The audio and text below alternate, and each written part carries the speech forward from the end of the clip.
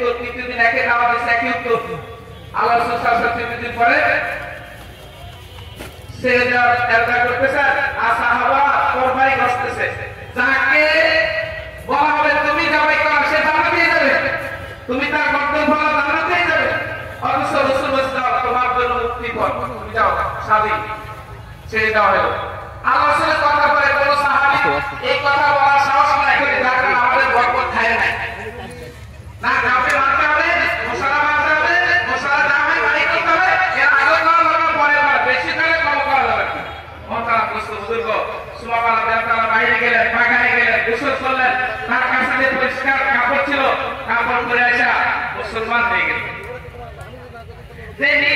নিজের অধীনে নেতৃত্বে পাঁচটা পর্যন্ত আমি ফোন দিতে সাহাবাকে শহীদ করে দিল। আজকে সে মুহাম্মদ সাল্লাল্লাহু আলাইহি ওয়াসাল্লামকে তার রক্ত দিতে হয়ে গেল। এবং এগারোটায় শেষ হবে। দোয়া করছি বিবাদের খুশি ক্ষমা করছে, সবর কর। আল্লাহ রাসূল আসলে বলে এই ওমর কেন আসছিস? বলে ইয়া রাসূলুল্লাহ আপনি যে কালমা দাওয়াত দিচ্ছেন এই কালমা আমাকে পড়ে দেন, আমি আমার সমর্পণ করলাম ওই রবের কাছে যিনি আমাকে বানাইছেন।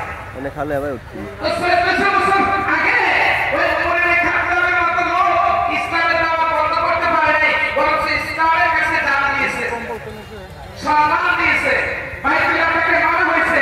আপনি 1400 বছর পরে ওই সময় ছিল এক ব্যক্তি, এক পুরুষ আর এক মহিলা, তার থেকে মাত্র 72 জন মক্কার জমিনে সেখানে ইসলামের দাওয়াত কালিমার দাওয়াত বন্ধ করা ওইটা হইতে পারে নাই। আর এই বর্তমান জমানায় 200 কোটি প্রায় কাছাকাছি মুসলমান, এখন আপনি এই দাওয়াত বন্ধ করে দেবেন?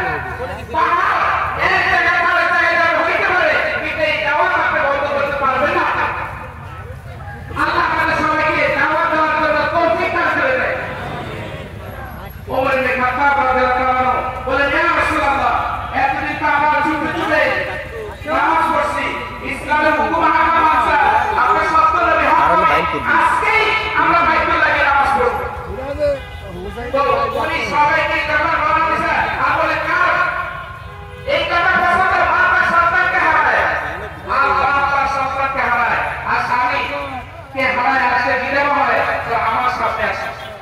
মহতারাম বুজুর্গ, ইসলামের দাওয়াত এটা আল্লাহ তাআলার গনি, আল্লাহ তাআলার কালিমা, আল্লাহ থেকে বানানো রাস্তা, আল্লাহর কথা বলার জন্য আল্লাহ পছন্দ।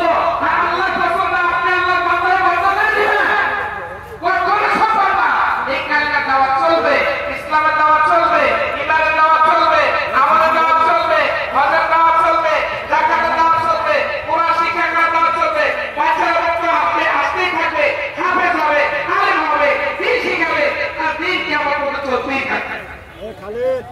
এক লোক হিসাব করছে, এক বিশেষজ্ঞ ইন্দোনেশিয়া থেকে আযান শুরু হয়, আল্লাহু আকবার, আল্লাহ সবচেয়ে বড়, 9 ঘন্টা প্রতি মুহূর্তে ইংরেজি বলতে আওয়াজ চলতেই থাকে, আল্লাহু আকবার, হাইয়া আলাস সালাহ, হাইয়া আলাল ফালাহ। আল্লাহ তাআলা কত খুশি। আপনি কি চান যে মুহাম্মদ সাল্লাল্লাহু আলাইহি দাওয়াত আজকে পর্যন্ত দিন পৌঁছাইছে, আমরা দাওয়াত কিয়ামত পর্যন্ত পৌঁছাইছে? কারা কারা নিয়ে হাত ধরে দিবেন?